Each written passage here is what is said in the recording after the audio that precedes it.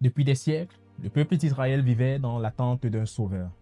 Les prophètes de l'Ancien Testament avaient annoncé un Messie, un oint de Dieu, qui viendrait libérer son peuple, rétablir la justice et établir le règne de Dieu.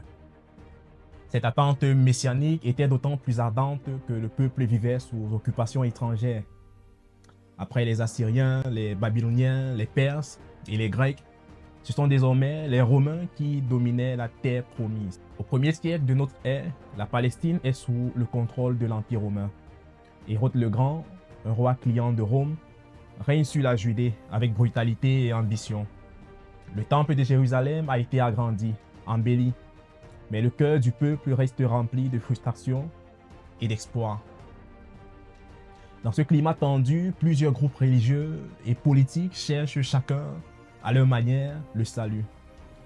Les pharisiens prônent une stricte observance de la loi. Les sadducéens coopèrent avec les Romains et contrôlent le temple. Les Esséniens se retirent dans le désert pour vivre dans la pureté. Les Zélotes fomentent des révoltes de l'armée contre l'occupant. C'est dans ce monde fragmenté, en tension, que Jésus entre en scène. Jésus naît à Bethléem, en Judée, sous le règne d'Hérode le Grand, probablement entre l'an 6 et 4 avant JC.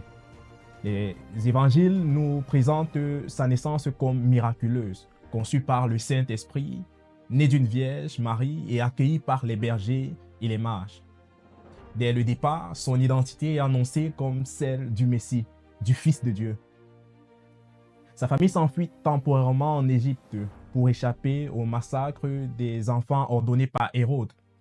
Puis il revient s'installer à Nazareth, en Galilée, où Jésus grandit dans l'humilité, travaillant comme charpentier.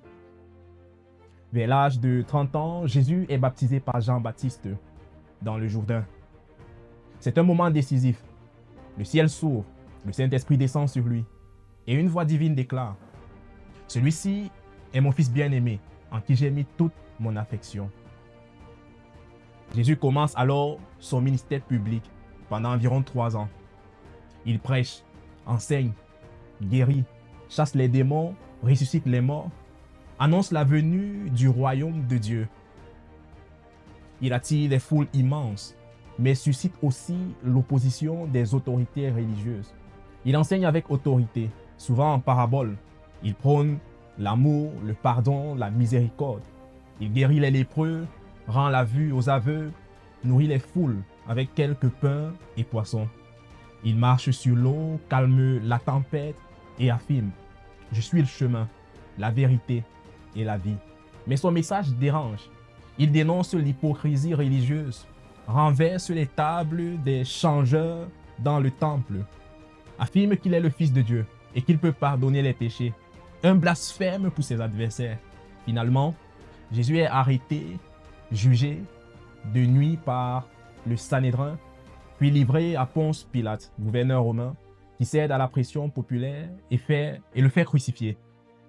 Nous sommes probablement en l'an 30 à 33 de notre ère. Sur la croix, Jésus meurt entre deux criminels, rejetés par les siens, abandonné même par ses disciples. Mais selon les évangiles, il ressuscite 3 jours plus tard, un événement qui bouleversera à jamais l'histoire de l'humanité.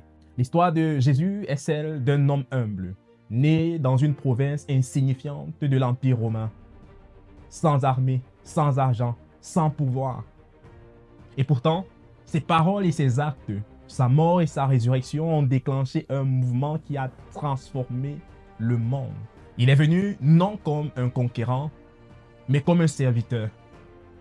Il n'a pas pris une couronne d'or, mais une couronne d'épines.